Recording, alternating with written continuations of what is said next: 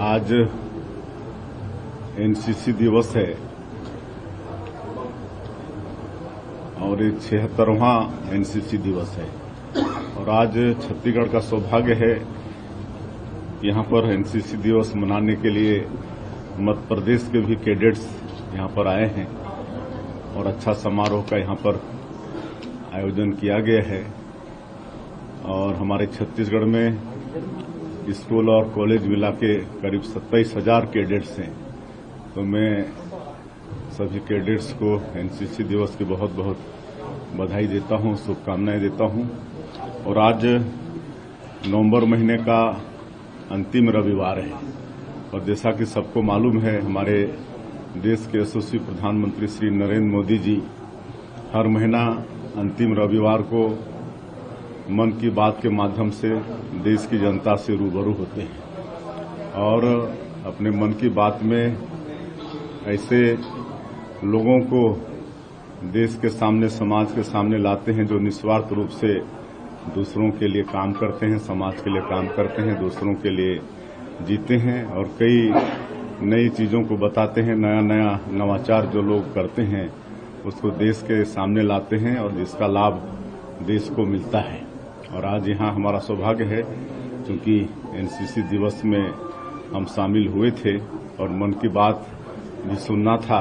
यहाँ पर पुलिस विभाग के ऑफिसर्स कैंप में आकर आज मन की बात प्रधानमंत्री जी की सुने हैं और कई बातों को आदरणीय प्रधानमंत्री जी ने यहाँ पर देश के लोगों से शेयर किया है। एक तो आप डिजिटल अरेस्ट की बात किए हैं तो उसके विषय में भी कई लोगों को अवेयर कर रहे हैं। उसमें एक जो व्यक्ति अवेयर कर रहे हैं उनको देश के सामने में लाया है और इससे हम लोग को सतर्क रहना है ये बताए हैं। और उन्होंने किताबों को मनुष्य का सबसे अच्छा दोस्त बताया है। तो किताबों से भी मनुष्य को दोस्ती रखना चाहिए। उसी तरह से ओमान में किस तरह से भारत के लोग अपनी संस्कृति को वहां पर सहेजे हुए हैं, जो भारतीय वहां पर पुराने समय में जाके बस गए हैं, उनको भी आज देश के सामने में रखे हैं। और उन्होंने एक चीज और बताया है कि जो देश अपने इतिहास को संजो के रखता है वो देश समृद्धशाली होता है। और स्लोवाकिया में जो उपनिषद हैं हमारे हिंदू धर्म के, उनको हिंदी में अनुवाद किया गया है, उसको भी आज प्रधानमंत्री जी मन की बात में रखे हैं।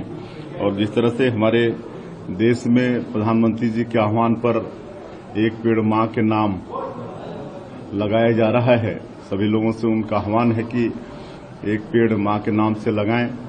अगर माता जी जीवित हैं तो उनके साथ लगाएं, नहीं है तो उनकी तस्वीर रखकर उनकी पूजा करके पेड़ लगाएं।